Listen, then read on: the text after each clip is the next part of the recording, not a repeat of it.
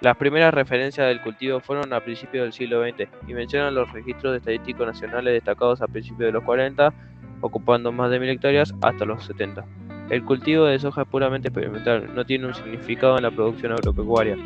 La campaña 2007-2008, el área sembrada con soja superó los 16 millones de hectáreas con una producción de 46,2 millones, ocupando un 50% de superficie cultivada y constituyendo como único cultivo en varias provincias gracias a la aplicación de tecnología y gran adaptabilidad a diferentes suelos y climas. Esto provocó que la soja implique áreas más sembradas y causó el movimiento agrícola hacia nuevas regiones. Sufrió un aumento de demanda internacional y mejores precios en el mercado mundial en la mayoría del periodo tomado.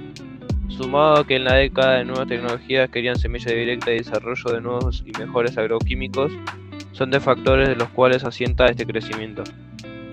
La soja cobra importancia en la década del 70 a través de la incorporación del doble cultivo trigo-soja de segunda, transformaciones climáticas y mejoras en la técnica agrícola sumadas a la mayor rentabilidad de la agricultura frente a la ganadería provocaron el reemplazo de la clásica rotación agricultura-ganadería.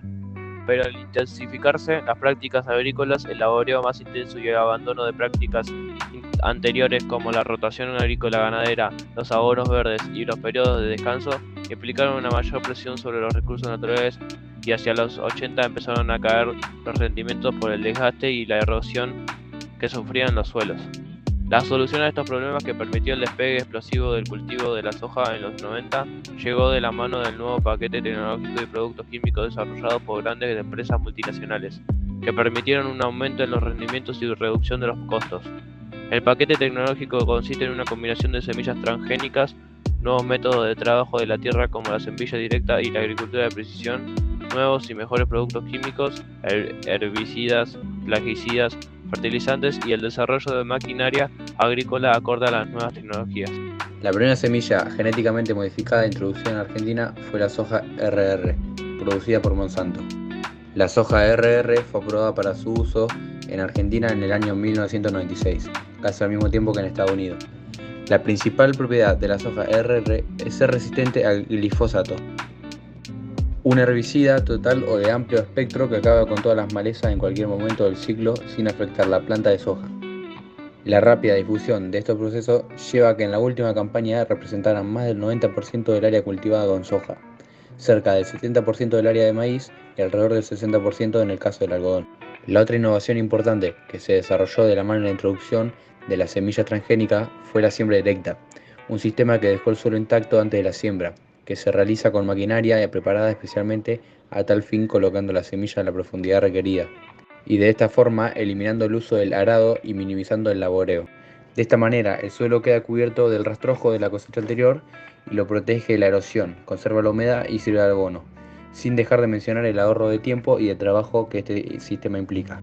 La siembra directa comenzó a ganar importancia en la agricultura argentina a fines de la década del 80, debido a que en muchas de las zonas importantes de la región pampeana los efectos acumulativos de la erosión del suelo resultante de la agriculturalización sobre la base de prácticas tradicionales de laboreo ya comenzaban a manifestarse negativamente en los rendimientos. Además de la eliminación de las prácticas de laboreo, al acortar el tiempo requerido entre las cosechas del trigo y la siembra de soja, hace factible el uso de variedades de soja en ciclo corto como cultivo de segunda.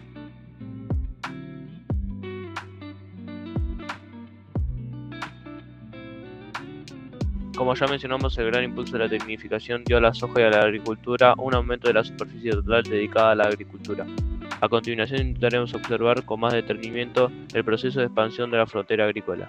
Normalmente, partiendo de suposiciones o del sentido común, se ha afirmado que el avance de la soja reemplazó a otros cultivos tradicionales del país, los cuales habrían perdido hectáreas y producción. Pero un análisis detallado de las cifras nos obliga a matizar esa afirmación. El aumento del área sembrada dedicada a la soja se realizó de diferentes maneras. En las zonas extrapampeanas, el avance se habría dado principalmente sobre tierras marginales, que no estaban dedicadas a la producción agropecuaria, y sobre tierras antes dedicadas a la ganadería. Por otro lado, la expansión en la llamada zona núcleo, las provincias con mejores tierras para la agricultura. En parte desplazó a otros cultivos menos rentables a tierras peores, sean tierras dedicadas a ganadería o nuevas tierras puestas en producción.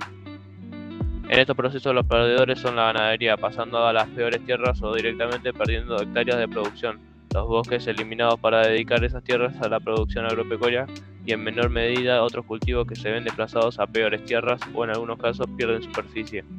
Si analizamos cuantitativamente este proceso, podemos observar que el avance de la soja no se explica en su totalidad por la reducción del área ocupada por otros cultivos. Faltaría analizar sobre qué tipo de tierra se realizó dicho aumento del área dedicada a la agricultura. Desgraciadamente los datos disponibles no permiten hacer un análisis preciso debido principalmente a que las estadísticas sobre ganadería publicadas miden cabezas de ganado y no hectáreas ocupadas. También habría que determinar qué porcentaje de las hectáreas desmontadas se utiliza para la agricultura, cuántas para ganadería y cuántas son consecuencia de la tala indiscriminada. Su expansión en el agro argentino tiene estrechas vinculaciones con la evaluación de las variables externas, teniendo en cuenta que prácticamente su totalidad, tanto en forma de poroto, pellets, como aceite de soja, se exporta hacia el resto del mundo.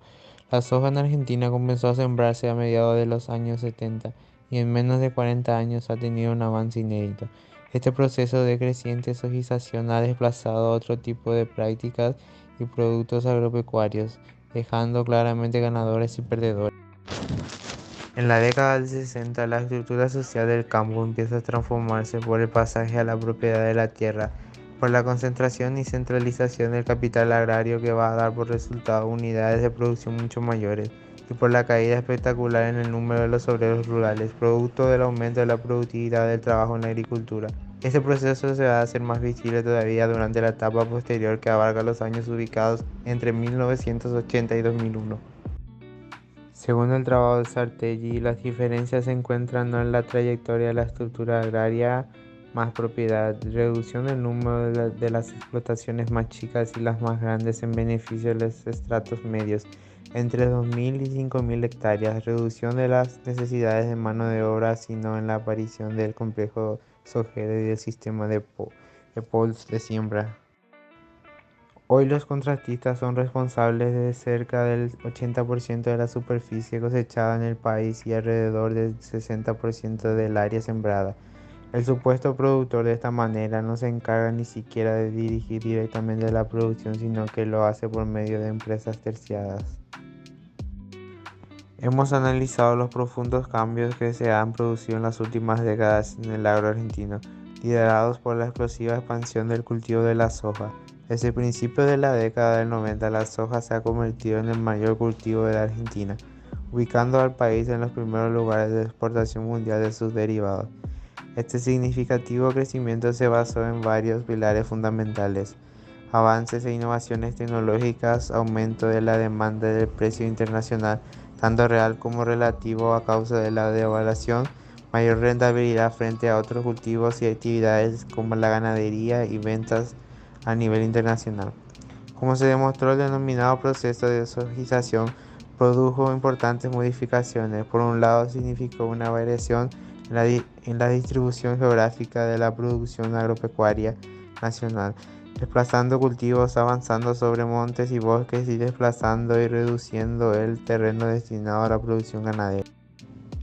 Todos estos procesos no reflejan otra cosa que el pleno avance del capitalismo en el agro argentino, con todas las consecuencias que el desarrollo capitalista implica a nivel de concentración, desaparición de los pequeños productores, especialización productiva, aumento relativo del capital frente a la tierra en la composición del valor del producto y aumento del tamaño óptimo de las unidades para la utilización de la tecnología disponible.